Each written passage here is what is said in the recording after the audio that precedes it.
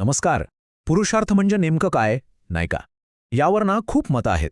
पण आज आपण एका एकदम वेगळ्या, जवळजवळ गणिताच्या सूत्रासारख्या समीकरणाबद्दल बोलणार आहोत. हे समीकरण एका स्रोतातून घेतलं आहे आणि ते पुरुषत्वाची एक अतिशय स्पष्ट, जवळजवळ गणितीय व्याख्या करतं. चला तर मग, हे समीकरण नक्की काय आहे आणि ते कसं काम करतं हे समजून घेऊया. तर हे आहे ते समीकरण जे आपल्या आजच्या विश्लेषणाचा केंद्रबिंदू आहे. आता लेखक काय म्हणतात? त्यांच्या मते पुरुषत्व म्हणजे फक्त दोन गोष्टींची बेरीज.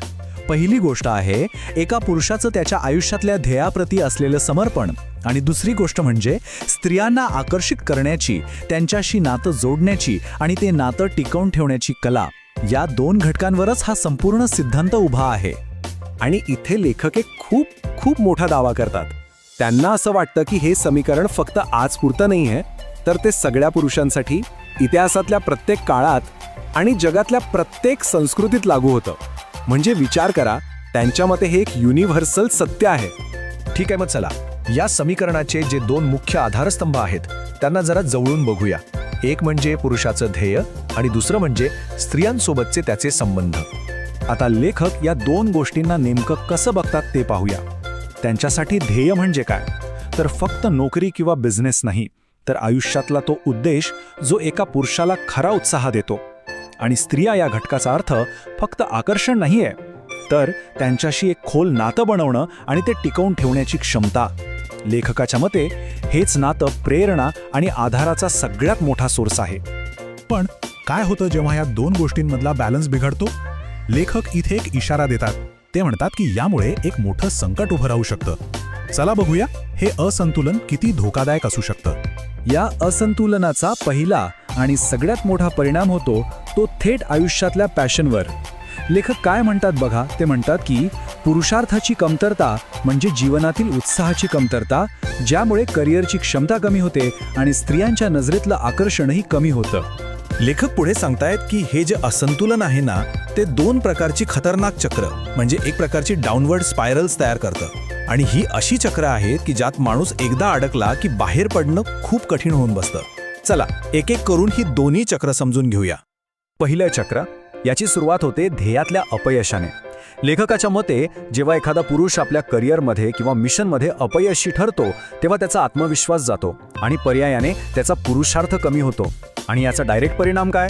तर तो आपल्या आयुष्यातल्या स्त्रीला गमावून बसण्याची शक्यता खूप वाढते. आता दुसरं चक्र हे अगदी याच्या उलटं काम करतं. इथे सुरुवात होते नात्यातल्या अपयशाने. म्हणजे जेव्हा स्त्रियांसोबतच्या संबंधात प्रॉब्लेम्स येतात, तेव्हा लेखकाच्या मते आयुष्यातला सगळा उत्साहच नाहीसा होतो आणि याचा थेट निगेटिव्ह परिणाम त्याच्या करिअरमधल्या कामगिरीवर होतो. तर या दोन्ही चक्रांमधून एक गोष्ट अगदी क्रिस्टल क्लिअर होते. या विचारसरणीनुसार ध्येय आणि नातेसंबंध हे इतके घट्ट जोडलेले आहेत की एका बाजूकडे दुर्लक्ष केलं की दुसरी बाजू आपोआप कोसळते.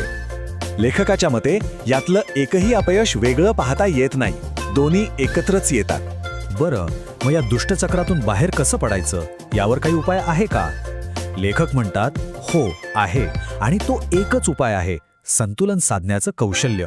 आणि लेखकाच्या मते हेच सगळ्यात महत्त्वाचं स्किल आहे. सोप्या भाषेत सांगायचं तर कोणतंही काम करण्याआधी फक्त एक प्रश्न स्वतःला विचारायचा, यामुळे माझ्या ध्येयाला आणि माझ्या नात्याला, या दोन्ही गोष्टींना एकाच वेळी कसा फायदा होईल?